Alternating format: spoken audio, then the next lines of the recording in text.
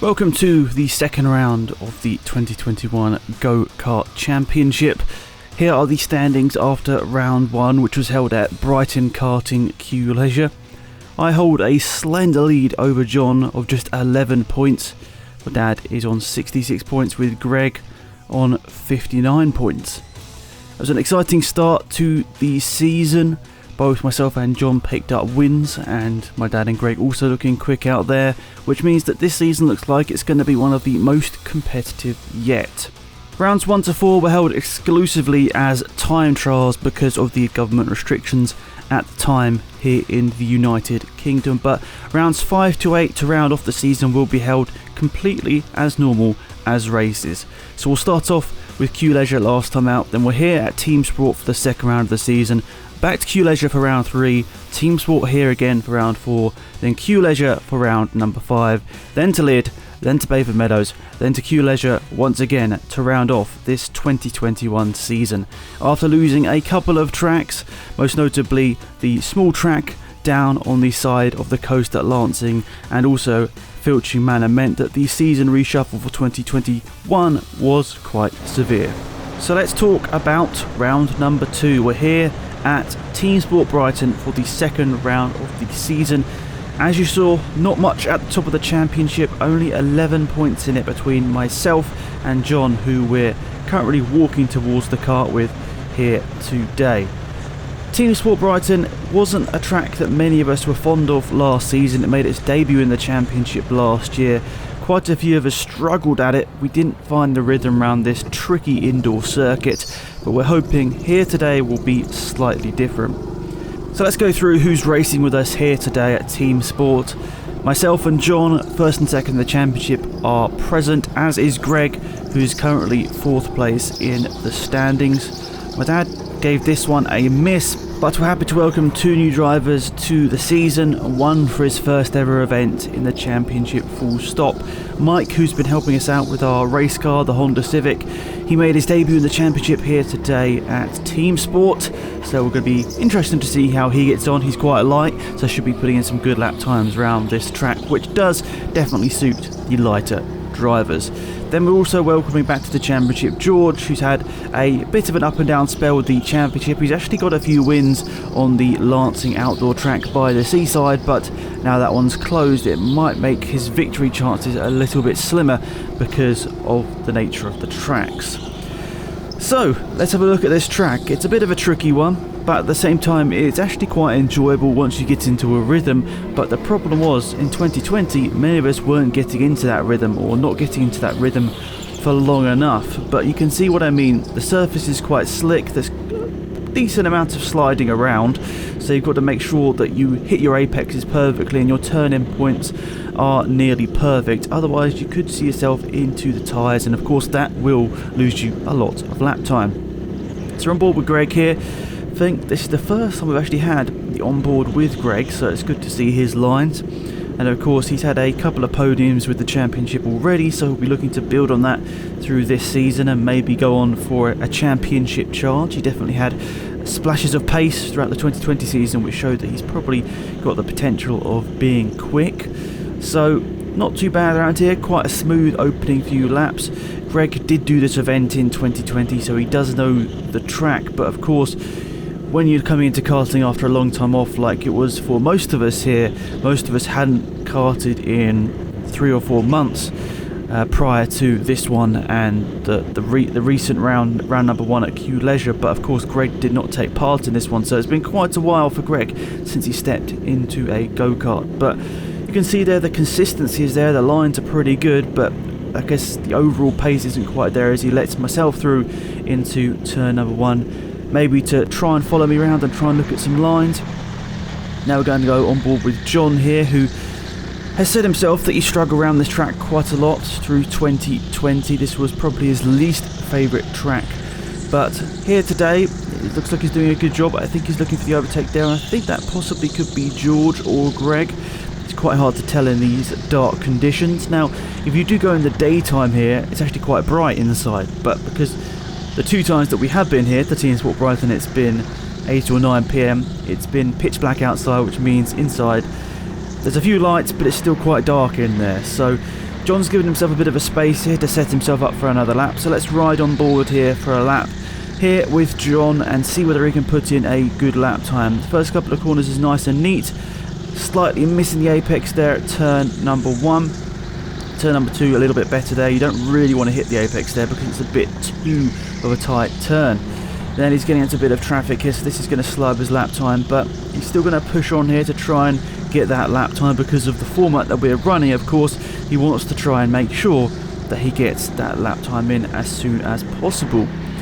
So there's 5 of us out there and also about 5 other random drivers that aren't associated with the championship, but regardless, it's good fun to be out there with other people, so that's why we don't mind doing these sort of sessions. And actually, to be fair, this place, Teamsport, is very good in terms of value for money, so it's definitely a good place to start karting if you're looking for that side. It's about half the price of many of the other karting tracks, I guess partly because it's a big brand, but also because of the indoor nature and the way the karts are.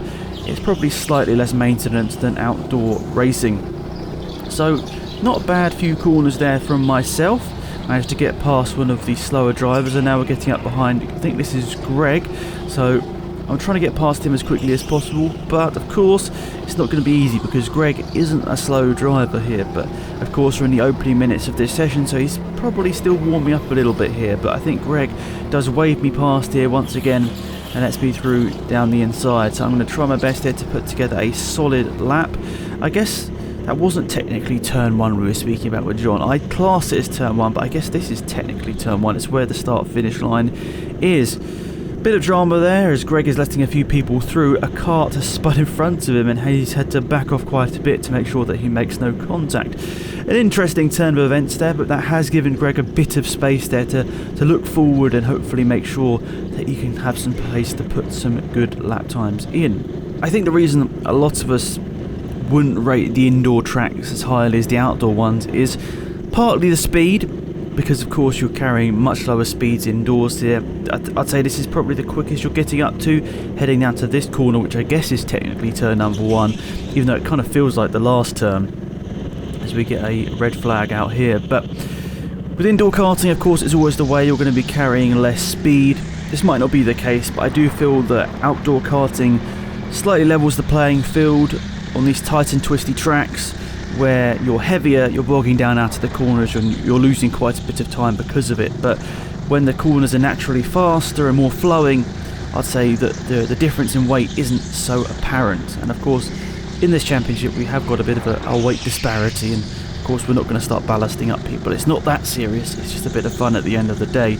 But I think it does mean the outdoor tracks are generally more fun, and you get less scenarios like this where you're just stuck up behind someone for multiple laps. But I can't lie, indoor karting is definitely a good place to start, I'd say, and the cost of it is definitely a positive as well. As I mentioned, it's probably about half the price of some of the other karting venues that we have visited through the years. And since the pandemic, actually the prices have gone up quite considerably on most tracks, but I'd say Teamsport Brighton has more or less kept its price the same, which you have to say fair play to. John's putting in some consistent laps here, but unfortunately he's getting mired in traffic. He's getting stuck up here and really not being able to get that complete lap in. I say the lap times are quick, but he's just not getting the overall lap through the whole session because of traffic. And then we get a red flag, and then John gets hit under the red flag, which is a bit unnecessary. That wasn't by any of us, that was by one of the randoms, but I'm not sure why people feel the need to do that under red flag conditions. Red flag means there's something pretty serious out on tracks, so don't be crashing into people, that's quite childish. Back on board myself there, got a nice move underway once the red flags had came in, so I was quite happy with that one, but then this guy did persist on hitting the back of me and the next couple of the corners. I guess that's also what you might get on indoor karting, is you might get the driver that's quite aggressive, likes hitting the back of people, whereas outdoor karting it's a little bit less likely that's going to happen because the speeds are higher and you can't really do that sort of thing without getting a penalty and getting brought into the pit lane here. Actually, a few of the people in this session did get brought into the pit lane for crashing into the back of us, which I think says a lot. I think at least us out there, I think most of us are quite clean, so that's something that we do have, and that means that we're not spending our time in the pit lane when we want to be out there racing. once again on board with John. He's getting stuck in so much traffic here today. He's really struggling to get a clean one out there, which is a big shame for him because, of course, we're doing the time trial format, which heavily penalises you for getting stuck in traffic like this. If anything, it might be smart of him to back off a little bit and give himself a few seconds gap. But now he's got down the inside of one of the slower karts out there, and he's got a decent gap in front of him now, so he should be able to put in some consistent lap times. Back on board with Greg now. He's starting to warm to the track now, remembering the lines from last year and starting to put some better lap times. They weren't session topping lap times, but they were definitely getting quicker through the session for Greg, which is of course very important. John obviously has got stuck in more traffic, so he's decided to back off and give himself more space, and then you can see one of the randoms has dived himself down the inside of Greg out of nowhere, and that's a little bit risky there, slightly unneeded, but at the end of the day I guess they're trying to have their fun as well. But Greg trying his best here to keep up with the group in front, and I'd say he's doing a pretty good job at doing that, so this could be quite a good lap time here unless he gets stuck in traffic up over the crossover, and unfortunately it looks like he's going to get stuck up behind someone here. I'm not too sure this aggressive guy in front, I think, went for a move on one of the slower karts and actually got caught up into the tyres, but regardless, I think Greg's actually got a fairly good lap in there. That might be one of the better ones for the session there. He's had someone to follow, and I think generally the lines were pretty good out there. And a slight spin in front, which slightly writes off this next lap. Also out there, who we don't have a camera on board with, is Mike. You can see going for a move here. A nice attempt at a move down the inside here on some of the slower karts, but he was struggling to get that move done because of the nature of this track. And I guess that can become slightly infuriating if you're one of the quicker drivers. Getting stuck up behind people is a pain, but at the same time, if you are quicker, you should be able to get past people with relative ease if you do your best. Don't do what I did there and hit the side of someone. I mean, it wasn't intentional. He got a bit sideways and almost stopped, but regardless, it was not ideal there to have that situation. But I think in general, the five of us out there were quite evenly matched. George was slightly off the pace towards the back of it, but I'd say the four of us here were quite close. So it's going to be interesting to see what the points were at the end of this one. So we split up the session into 7 sections and then also an average fastest lap. And I can say that Mike managed to get a victory in that split in his first time out, which is quite impressive. I managed to bag the other 7, so I've got to say, even though I was mired in traffic like the majority of us, I managed to get a few lap times in there over the session that were good, so I was quite happy with that. When I saw the times at the end, I was expecting that not to be the case, so I was quite happy to see that when I got out the kart. John was on the podium 6 of the 8 sections. Greg got 2 podiums to his name, and unfortunately for George, he would finish 5th place and last in each of the 8 sections, which means the points look like this. The gap at the front has gone up quite significantly. It was 11 points at the start of this one, and you can see now it's over 40 points, so quite a bit of a gap now. But with 6 rounds to go and only 1 more here at Teamsport Brighton, John can definitely claw that point deficit up. Greg has also now completed in both rounds of the season, so he's on 119 points, but an impressive debut in the championship for Mike on 78 points. You could see if he had doubled that score, if he had done both rounds, he might be second place in the championship right now. So Mike might be looking at a top 3 in the championship still, even though he has missed a round already. So an impressive start to the championship for Mike. At the top, it's not that far a gap between myself and John. Yes, it's 41 points now rather than 11, but because of the way the points are allocated in the most recent years of the championship, a 41 point deficit isn't absolutely terrible. John definitely can pull that back over the remaining 6 rounds.